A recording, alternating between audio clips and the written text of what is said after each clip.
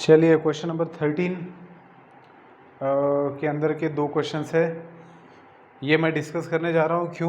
क्योंकि इसको simplified circuit के फॉर्म में लिखना है जिसके अंदर रूल्स ऑफ लॉजिक यूज़ होंगे। ठीक है, सो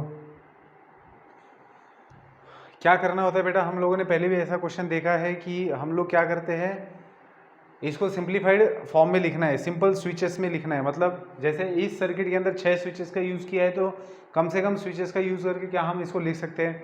सिमिलरली इसको भी सिंपल फॉर्म में लिखना है। तो ये ऐसे सिचुएशन में हम लोग क्या करते हैं, सबसे पहले हम इसको सिंबॉलिक फॉर्म में लिखते हैं, फिर हम रूल्स का यूज़ करके, लॉज का यूज़ करके उसको सिंपल बनाते हैं। तो यही दिक्कत वाला काम होता है। तो इसको प्रॉपर तरीके से देखो, ये अगर क्वेश्चन बोर्ड में पूछा जाता है तो 4 मार्क से कम नहीं पूछा जाएगा। ठीक है, तो काफ़ी बड़ा होगा, इसके अंदर सारी चीज़ें आ जाएगी। जैसे सबसे पहले अगर मुझे इसको सिंबॉलिक फॉर्म में लिखना है तो आपको पता है कि मैं देखूंगा स्विचेस S1 है, S2 है और उनका निगेशन दिया हुआ है। सो P एंड Q दो लेटर्स का यूज़ होगा। सो P रिप्रेजेंट करेगा स्विच S1 को, Q रिप्रेजेंट करेगा स्विच S2 को। Negation P and negation Q will represent S1 dash and S2 dash.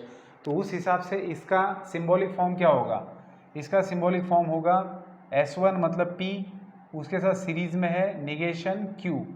ठीक है, so P and negation Q है, ये P है, ये Q है, निगेशन Q। सो ये दोनों के साथ में पैरेलल में जोड़ा है किसको, S1 डैश मतलब निगेशन P और सॉरी एंड Q को। ठीक है, फिर ये और में है S1 डैश मतलब negation P and negation Q। ठीक है, अब हम लोग इसको सिंप्लीफाई करेंगे। तो कैसे सिंप्लीफाई करेंगे इसको हमें देखना है। तो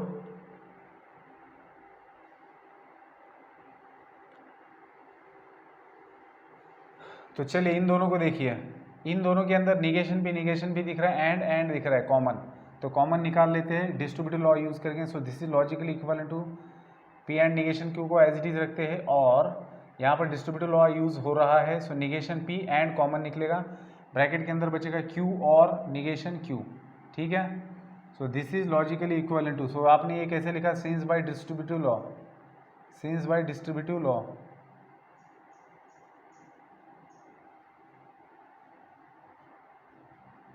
P एंड निगेशन Q है और निगेशन P एंड, यहाँ पर लॉ ऑफ कॉम्प्लीमेंट यूज़ होगा या फिर कॉम्प्लीमेंट लॉ, स्टेटमेंट है उसका कॉम्प्लीमेंट है। सो ट्रू और false will give true, false और true will give true. So इसका आपको आउटपुट ट्रू ही मिलेगा। यहाँ पर रीजन आएगा सिंस बाय कॉम्प्लीमेंट लॉ।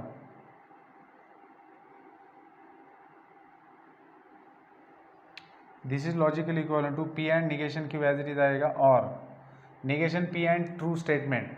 अब ये इसको एक स्टेटमेंट मानिए, ये ट्रू स्टेटमेंट के साथ में जोड़ा गया है। So this statement and true statement मतलब true and true will give true, false and true will give false, मतलब यही स्टेटमेंट फिर से मिलेगा, दैट इज निगेशन P। ठीक है, सो अब क्या होगा बेटा, अब इसको आप लोग डिस्ट्रीब्यूटिव प्रॉपर्टी राइट से अप्लाई कर सकते हो। मतलब आपको मिलेगा P and negation P, sorry P और negation P and negation Q और निगेशन P। ठीक है, so this is logically equivalent to, यहाँ पर कॉम्प्लीमेंट लॉ अप्लाई होगा, स्टेटमेंट उसका नेगेटिव और से जोड़ा गया है। सो ट्रू और false will give true, false और true will give true. So true and negation Q और निगेशन P। सो आप यहाँ पर अगर देखेंगे तो इसको एक स्टेटमेंट मानिए, ये आइडेंटिटी है। अब ये लॉज आपको यहाँ पर लिखने हैं हर बार, जो भी मैं यूज़ कर रहा हूँ वो। जैसे मान लीजिए यहाँ पर अभी मैंने क्या किया, यहाँ पर यूज़ किया identity law, since by identity law. फिर मैंने यहाँ पर यूज़ किया distributive law, since by distributive law. ठीक है, अब यहाँ पर हम लोग फिर से आइडेंटिटी लॉ यूज़ करेंगे। यहाँ पर हम इस स्टेटमेंट से, इस स्टेप से ये स्टेप कैसे आया, तो यहाँ पर कॉम्प्लीमेंट लॉ यूज़ किया, सिंस बाय कॉम्प्लीमेंट लॉ। अब यहाँ पर फिर से यूज़ हो रहा है आइडेंटिटी, तो ये एक स्टेटमेंट है एंड के साथ ट्रू वैल्यू, ट्रू स्टेटमेंट का जोड़ा है। So true and true will give true, false and true will give false, that means यही स्टेटमेंट फिर से मिलेगा, दैट इज निगेशन Q और निगेशन P। सो ये जो इतना बड़ा स्टेटमेंट लॉजिक स्विचिंग सर्किट था, इसको आप सिंपल फॉर्म में लिख सकते हो बस ऐसे। तो आपने इसका सिंप्लीफिकेशन लिख दिया। अब आपको बस सर्किट निकालना है। तो कैसे निकालेंगे, क्योंकि ये दोनों पैरेलल अरेंजमेंट में है तो दो स्विचेस निकालिए जो कि पैरेलल अरेंजमेंट में है। ठीक है, यहाँ पर आएगा लैंप प्लस माइनस, करंट का फ्लो दिखा दीजिए। और ये निगेशन Q है तो यस S2 डैश दिखाइए, और निगेशन P है तो S1 डैश दिखाइए। बात ख़त्म। तो इस तरीके का था। मैं सिर्फ इस सिंप्लीफिकेशन के लिए ये फिर से करवा के बता रहा हूँ, ताकि मैं चाहता हूँ कि जितने ज़्यादा सिंप्लीफिकेशन वाले आप लोग एग्जाम्पल सॉल्व करें उतना आपको आसान जाए। ठीक है ना, वो लॉज वाले एग्जाम्पल। चलिए, तो इसको आप पॉज करके लिख सकते हो। मैं सेकंड एग्जाम्पल की तरफ जाता हूँ। सो सेकंड को सिंबॉलिक फॉर्म में अगर लिखना है तो सबसे पहले नंबर ऑफ स्विचेस देखिए, कितने कितने स्विचेस आपको दिखाई दे रहे हैं उसके अंदर। ठीक है, इसको हटा देता हूँ मैं। कितने स्विचेस दिख रहे हैं बेटा? S1 दिख रहा है, S2 है, फिर S3 है, S4 है, S5 है। तो S1 will denote P Q R S T U। देखिए ऐसे करेंगे इसको। P denotes switch S1, Q denotes S2 switch S2, R denotes switch S3, S denote switch S4, T denotes switch S5।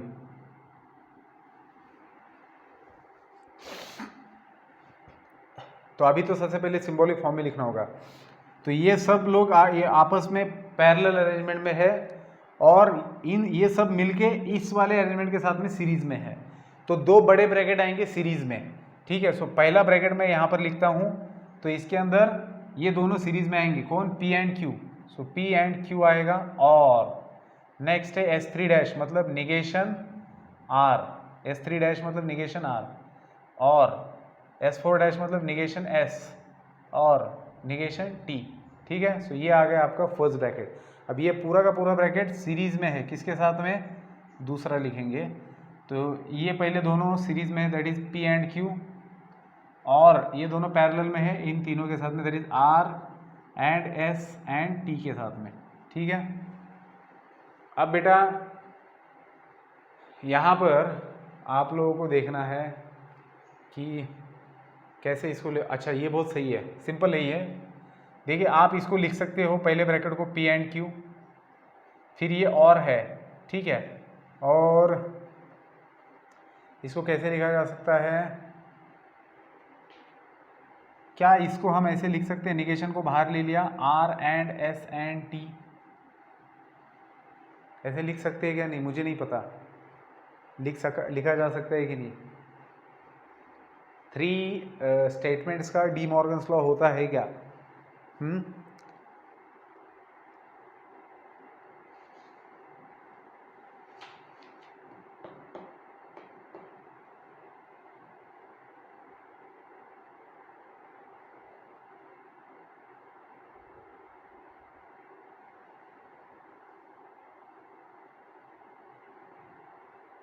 हाँ, लिखा जा सकता है।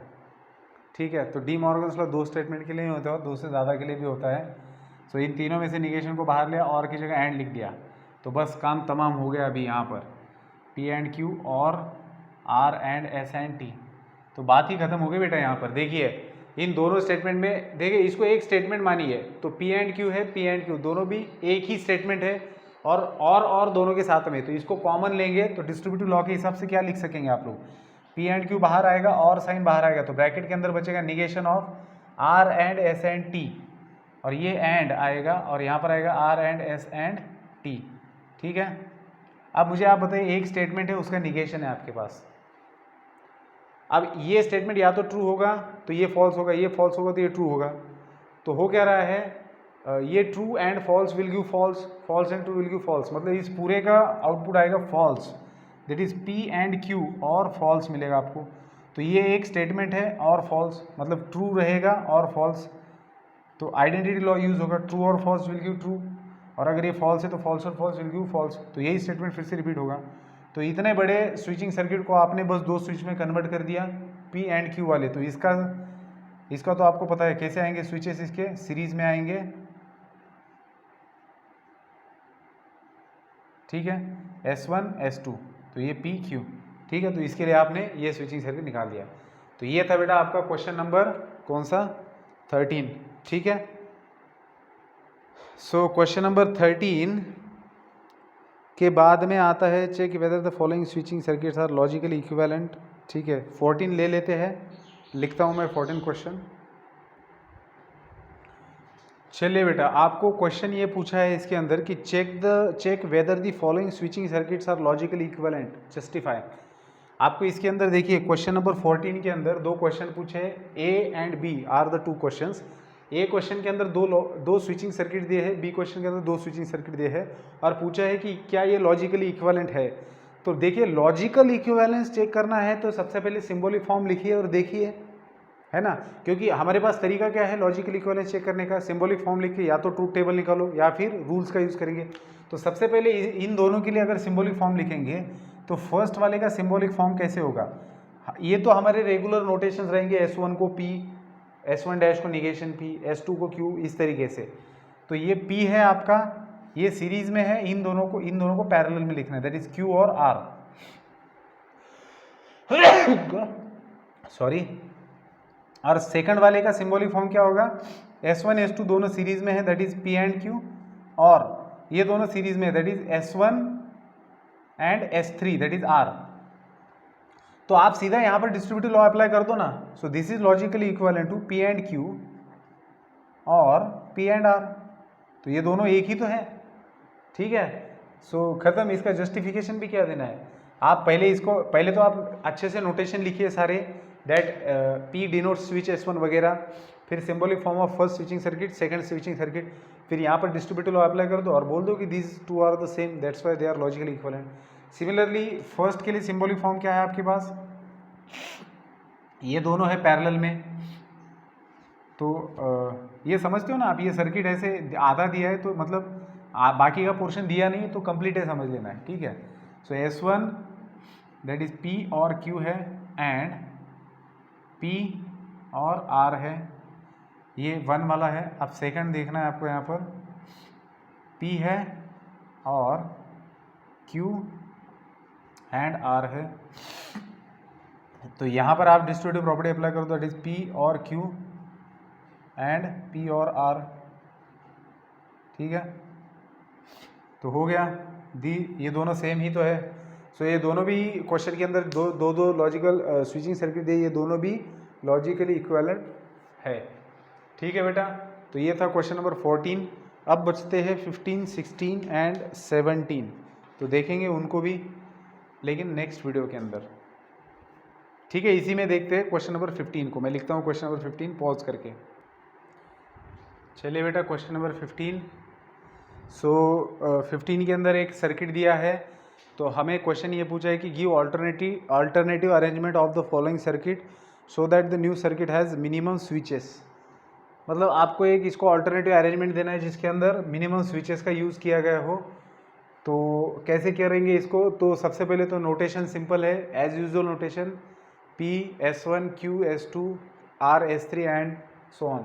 सो इसका सिंबॉलिक फॉर्म कैसे आएगा बेटा, पैरेलल अरेंजमेंट है, ठीक है। तो सबसे पहले ब्रैकेट में आएगा P and Q and negation P, ठीक है, और negation P and Q and R, और तीसरा ब्रैकेट आएगा P and Q and R, फिर आएगा और P and negation P and Q, sorry R, ठीक है ना। P एंड निगेशन Q है, एक बार फिर से चेक कर लेता हूँ मैं। सबसे पहले P सीरीज में है, that is and Q and negation P, और निगेशन P Q R, फिर है P Q R, फिर है P negation Q R, okay. चलिए अब धीरे धीरे सभी को सिंप्लीफाई करते हैं। तो ये तो दोनों एंड है तो एसोसिएशन लॉ अप्लाई होगा, तो P एंड P को नज़दीक ले सकते हैं। सो P एंड निगेशन P को लेंगे नज़दीक, और फिर यहाँ पर है एंड Q, ठीक है। सो ये और एज इट इज़, फिर यहाँ पर क्या हो सकता है, क्या देखो इसको और इसको देखिए एक बार, कुछ हो सकता है क्या, तो बिल्कुल हो सकता है कुछ। देखिए इस वाले को अगर आप मान लीजिए निगेशन P है, ठीक है, ये एंड है और Q एंड R को ब्रैकेट में डाल दिया, ये और है, दूसरा ब्रैकेट ये है आपका P एंड, अब इसका काम हो गया, इसको हटा देते हैं, ये P एंड, इसको Q एंड R को ब्रैकेट में डाल सकते हैं क्योंकि एसोसिएशन है, और लास्ट में है और P and negation Q and R, ठीक है, इसका काम हो चुका है। अभी मैं ये बताना चाहता हूँ कि देखिए इस ब्रैकेट को देखिए, इसको देखिए, सिंबल को देखिए, तो डिस्ट्रीब्यूशन प्रॉपर्टी अप्लाई हो सकती है। तो नेक्स्ट स्टेप में करेंगे, तो चलिए this is logical equivalent to P and negation P that is complement यहाँ पर अप्लाई हो रहा है। So P and negation P मतलब true and false will give false, false and true will give false. So यहाँ पर आपको क्या मिलेगा, ये आपको देगा फॉल्स एंड Q, और इन दोनों में से क्या कॉमन निकलेगा ब्रैकेट के अंदर, देखो राइट से डिस्ट्रीब्यूटिव लॉ अप्लाई किया है, सो कॉमन निकलेगा राइट से, ब्रैकेट के अंदर आएगा निगेशन P और P लेफ्ट में आएगा, और कॉमन निकलेगा एंड Q एंड R, ठीक है। सो इसको कॉमन लिया है, एंड Q एंड R को कॉमन लिया है, तो ब्रैकेट के अंदर बचेगा निगेशन P और P, और यहाँ पर बचेगा P and negation Q and R, ठीक है। सो यहाँ पर है false statement and Q, so true and false will give false, false and false will give false, so ये Q and false will give false only, और negation P complement है, तो P और false will give, sorry T और false T, false और T, so इसका आएगा T and Q and R, और ये as it is P and negation Q and R, ठीक है। आगे बढ़ा जाए, सो इसको पहले सॉल्व कर लेते हैं। सो ये एक स्टेटमेंट है जो ट्रू स्टेटमेंट के साथ में एंड से जोड़ा गया है, so true and true will give true, true and false will give false, that mean यही स्टेटमेंट फिर से आएगा, दैट इज F, और ये statement that is Q and R, और P and negation Q and R, ठीक है। अब यहाँ पर ये और ये इन दोनों को आप और से जोड़ सकते हैं, फॉल्स स्टेटमेंट से जोड़ा है, सो ट्रू और false will give true and false और false will give false, so ये यही स्टेटमेंट फिर से रिपीट होगा। So this is logical equivalent to Q and R और P and negation Q and R, ठीक है। सो यहाँ तक तो हम लोग आए हैं, इसके अंदर कुछ किया जा सकता है कि इसके बारे में सोचना है अभी।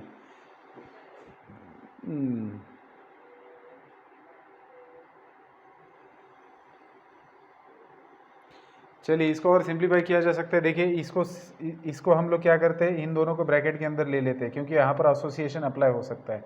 R एंड को कॉमन ले लेते हैं राइट से, तो ब्रैकेट के अंदर बचेगा Q और P एंड निगेशन Q, और यहाँ पर बाहर कॉमन निकल रहा है एंड R, समझ में आया, right distributive law, and R को बाहर ले लिया, ये ब्रैकेट एज इट इज, और as it is, Q as it is, ठीक है। चलिए आगे बढ़ेंगे। अभी this is logically equivalent to, क्या कर सकते हैं हम लोग, Q को अप्लाई कर सकते हैं इसके ऊपर, डिस्ट्रीब्यूशन कर सकते हैं Q का इसके ऊपर।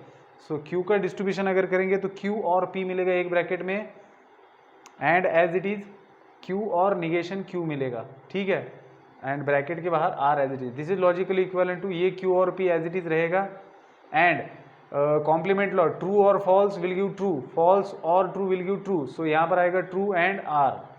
सो फिर से आइडेंटिटी लॉ यहाँ पर अप्लाई होगा, statement with true statement, true and true will give true, false and true will give false, so statement itself that is Q और P एंड R, ठीक है। सो ये कुछ इस तरीके से बन रहा है आपका सिंपलेस्ट सर्किट। सो सर्किट क्या आएगा, 3 स्विचेस में कन्वर्ट हो गया ये सर्किट। तो स्विचेस भी कैसे आएंगे, P Q ये दोनों पैरेलल अरेंजमेंट रहेगी इनकी, ठीक है, और इन दोनों के साथ में सीरीज में रहेगा एक स्विच दैट इज R, ठीक है।